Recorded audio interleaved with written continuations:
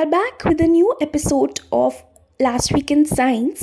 This week we are going to talk about penguins and their black dots, the cooperative bonobos, and a breakthrough gene therapy that got approved in United Kingdom.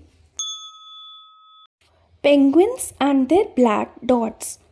Chirping and singing sparrows mark each other with their sounds, but penguins use their dots to find their marrows.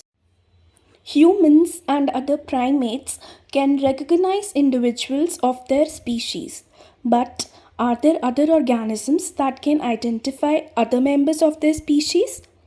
Many organisms, ranging from whales to wasps, are known to do so. While birds use sound to identify other birds, it is seen that other organisms can also visually recognize each other. So, how does this visual recognition work? We find an answer for one such organism, which is African penguins.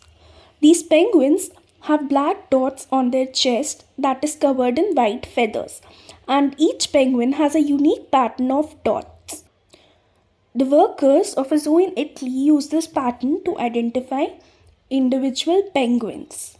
Researchers at the University of Turin, Italy, used these animals that were housed in the zoo to see whether the penguins themselves use the same pattern of black dots for identification. So they performed some cool experiments where a penguin was shown photos of their mate and another penguin. The penguin could easily recognize their mate's photo as it stared for a longer time at the mate's photo. Now, when the black dots were digitally removed from the photo of the mate, the penguins failed to identify its mate. Now, the beauty of these findings is how both humans and penguins identify other penguins using the same black dots. It would be interesting to see if other birds and animals can also identify individuals of species other than their own species.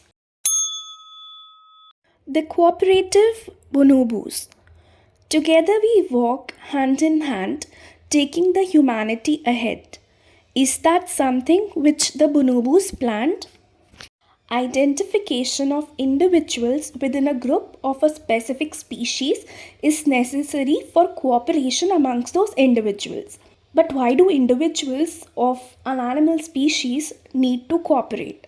The reason is similar to why humans need to cooperate, that is, for food, shelter, and reproduction. We do not know how and when this cooperative behavior in humans evolved. To answer this question, another interesting question was put forth by the researchers at Harvard University, Max Planck Institute, Leipzig, and German Primate Center, Göttingen, which is whether bonobos, primates that are much more closely related to humans than chimpanzees, can cooperate with individuals of different groups, that is, groups other than their own families. They found that bonobos indeed can cooperate outside their groups, and this cooperation was seen for food sharing and grooming. They also saw that the individuals that cooperated more within their own groups cooperated more with other groups. So it was interesting to see that this behavior was something that was not rare and was not being used for any personal benefit of a bonobo. So do we humans have something more to learn from bonobos that our ancestors missed? Red blood cells are one of the major components of blood. They contain hemoglobin that helps in transporting oxygen, which is required by all the cells of the body. Now, what will happen if this hemoglobin is not formed properly? Anemia, which can also happen due to dietary deficiency, occurs in that case. But like anemia, in which dietary supplements can help, here they do not help and require blood transfusion instead. The instructions to form hemoglobin is present in our DNA. At times, when one or more of the letters of DNA that code for hemoglobin changes, then that causes the cell to form defective hemoglobin. In a disease called as sickle cell anemia, because of the presence of such defective hemoglobin, the RBCs change their shape and become like a sickle. The sickle-shaped RBCs cannot pass from narrow blood vessels and leads to blockage. The blockage causes pain in whichever body part blood doesn't reach, and therefore oxygen is also not reaching that part.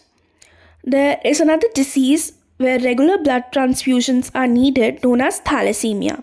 In this disease, hemoglobin does not form because of a defect in DNA that codes for hemoglobin. In individuals with sickle cell or thalassemia, there are frequent episodes of pain and emergency hospital visits. Many researchers have been trying to cure the disease by correcting the instruction code, that is the defective DNA present in patients that codes for hemoglobin. Recent advances in editing DNA using a breakthrough technology known as CRISPR-Cas, which also won the 2020 Nobel Prize in Medicine, has made this correction of DNA possible.